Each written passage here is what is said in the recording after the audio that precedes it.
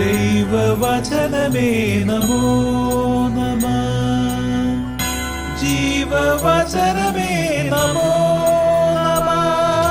വചനദീപ്തിയിൽ തവഹിതം പോൽ ദൈവരാജ്യം പണിതിടുന്നേ.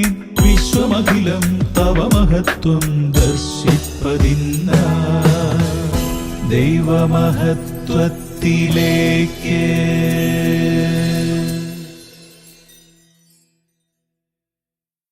കർത്താവായ ഈശോയിൽ പ്രിയ സഹോദരങ്ങളെ, ഞങ്ങൾ കാണുകയും കേൾക്കുകയും ചെയ്തത് നിങ്ങളെയും ഞങ്ങൾ അറിയിക്കുന്നു.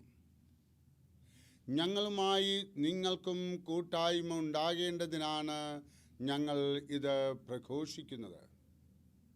ഞങ്ങളുടെ കൂട്ടായ്മയാകട്ടെ പിതാവിനോടും അവിടുത്തെ പുത്രനായ യേശു ക്രിസ്തുവിനോടുമാണ്. 1 യോഹന്നാൻ 1:3.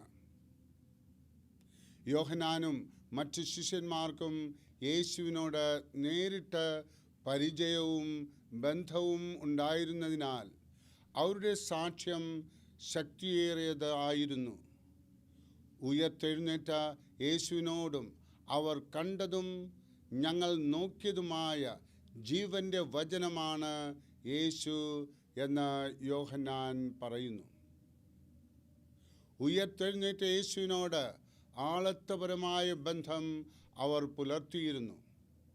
സ്വന്തം അനുഭവത്തിലല്ലാത്ത ആത്മീയ യഥാർത്ഥ്യങ്ങൾ തങ്ങൾക്കുള്ളതായി നടിക്കുകയും ചില പതിവുകളെ അനുകരിക്കുകയും ചെയ്തു.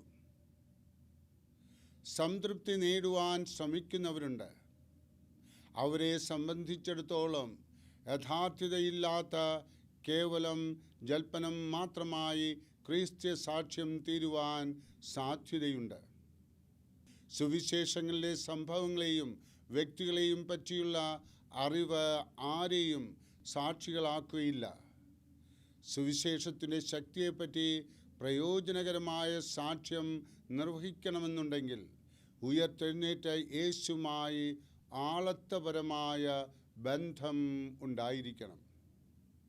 നമ്മിൽ ആർക്കും ആദ്യ ശിഷ്യന്മാരെ പോലെ യേശുവിനെ ബാഹ്യ നയനങ്ങൾ കൊണ്ട് കാണുവാൻ സാധിച്ചിട്ടില്ല.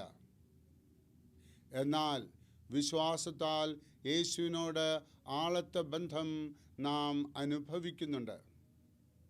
ദൈവവചനം വായിച്ച് ധ്യാനിച്ചും പ്രാർത്ഥനയിൽ യേശുവിനോട് ബന്ധം പുലർത്തിയും ദൈനംദിന ജീവിതത്തിൽ തന്നെ അനുസരിച്ചും തൻ്റെ ഇഷ്ടത്തിന് അനുസരണമായി ജീവിച്ചും അവനുമായുള്ള സചേതന ബന്ധം സ്ഥാപിച്ച് വളർത്തിക്കൊണ്ടുവരാം.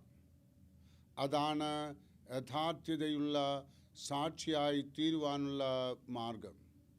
നമ്മുടെ സ്നേഹിതന് യേശു എന്ത് ചെയ്തു എന്ന് അയാൾ അറിയണമെങ്കിൽ യേശു നമുക്ക് എന്ത് ചെയ്തു എന്ന് അവൻ കാണണം. നാം യേശുവിനോട് ചേർന്ന് ജീവിക്കുന്നെങ്കിൽ നമ്മുടെ ജീവിതം സ്വാഭാവികമായി സാക്ഷ്യമായിരിക്കും. അതിനുള്ള കൃപ IMS അമ്മ നമുക്ക് നൽകട്ടെ. അമ്മയുടെ അനുഗ്രഹം എപ്പോഴും നമ്മുടെ ജീവിതത്തിൽ ഉണ്ടായിരിക്കട്ടെ. ആമേൻ.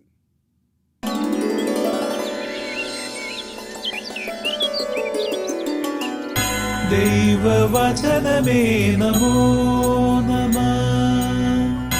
ജീവവചനമേ നമോ നമഃ.